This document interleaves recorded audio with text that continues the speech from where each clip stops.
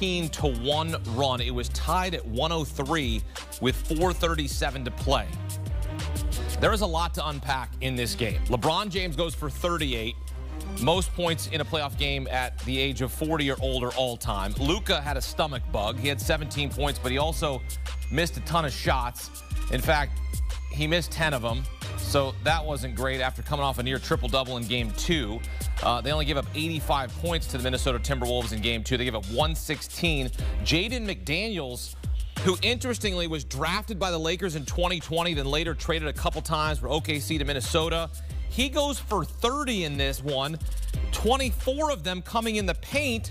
That's also a storyline because, well, Minnesota outscored LA 56-26 in the paint. And then there's the other storyline. LA had 19 turnovers, and the Timberwolves scored 28 points off of those turnovers. Just a perfect recipe for Minnesota to take a 2-1 series lead.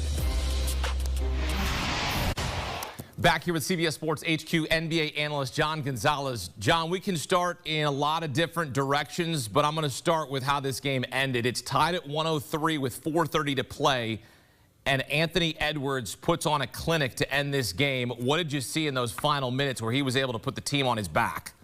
Yeah, he was fantastic tonight, especially in the fourth quarter, especially late. Wolves ended up outscoring the Lakers by 10 in the fourth quarter.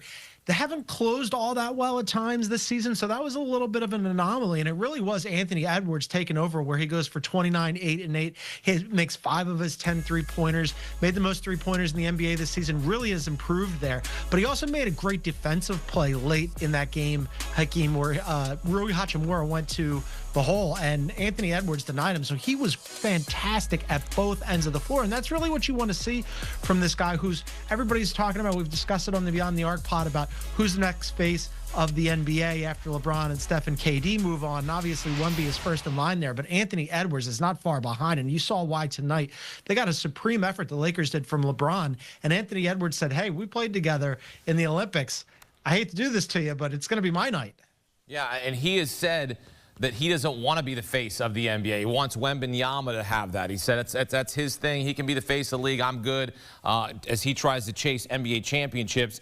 And, of course, they don't have Karl Anthony Towns anymore, so he's making more threes, attempting more threes now. You saw Julius Randle getting some buckets in this game. Jaden McDaniels, though, goes for 30.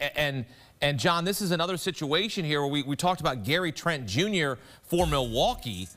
Jaden McDaniels goes for 30, and 24 of them are in the paint. The most paint points by a player in T-Wolves history in the playoffs.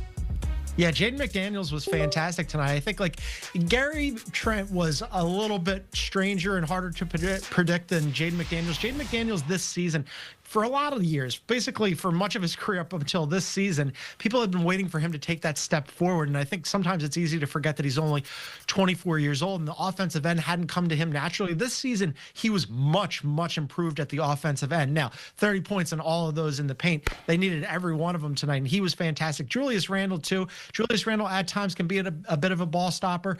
In the second half of the season, he really started to pass the ball more, really started to defer to Anthony Edwards, realized his place on the team. Those three guys together were fantastic. And you mentioned the points in the paint. Doubled up the Lakers. They had 56 points in the paint. Lakers only had 26. So that was a major reason why the Wolves won tonight. Yeah, you look at the domination in the paint. They just could not figure a way. LeBron has a great game, but Luka's dealing with a stomach bug.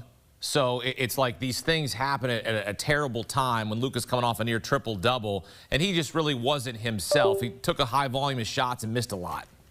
Yeah, it's a bummer for LeBron, too, right? Because you have Luka and those two guys. We talked about a pregame where you needed a big game from both of them.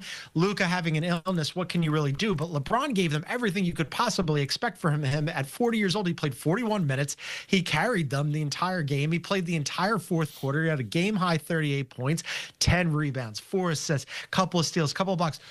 he went 5 of 9 from 3, 3 massive threes in the fourth quarter to keep them in the game until the Wolves finally pulled away. And part of it was Luka wasn't there. They had a good shooting night as a team from the floor and from 3, but they missed 7 free throws. They ended up losing by 12, so that didn't help. And then you mentioned this, but this was key as well.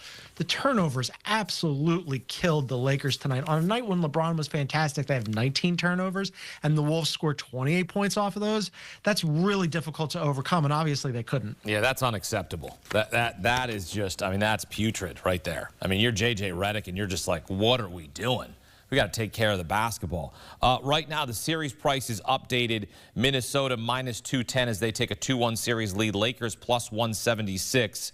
Do you still trust and or believe in Luka and LeBron to win this series? Because you're getting plus money.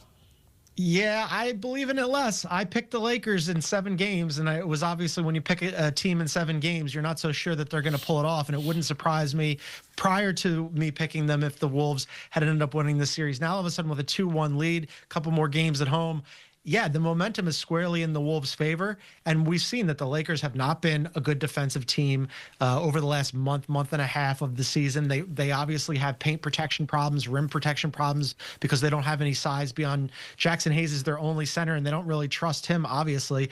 So, yeah, advantage Wolves right now. I would say that the Lakers really have some work to do, and that begins with Luka getting healthy and getting back to being himself. Game 4 Sunday, they'll look to get right, and the Lakers will look to even up the series, or Anthony Edwards and now Jaden McDaniels maybe take a 3-1 series lead coming your way on Sunday. John Gonzalez here with us on CBS Sports HQ.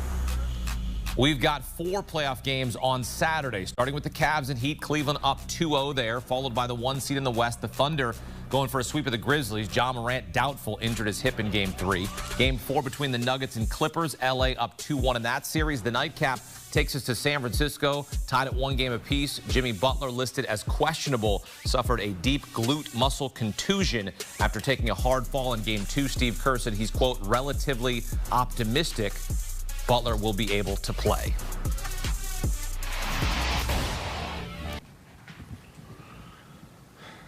Chris, just what did you see from all your team down the stretch to be able to face down Luka and LeBron in a game like this and pull it out? Yeah, I mean, we picked the perfect time to kind of close the game. Our best closing effort of the year, no doubt, both sides of the ball.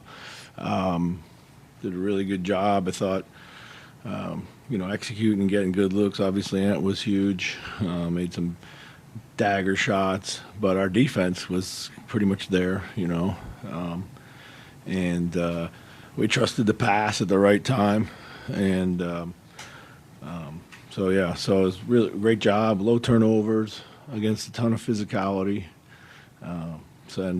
Nas was huge. Everyone was huge. I thought in many ways, Nas showed up just at the right time. We needed him to splash a couple threes, and he did.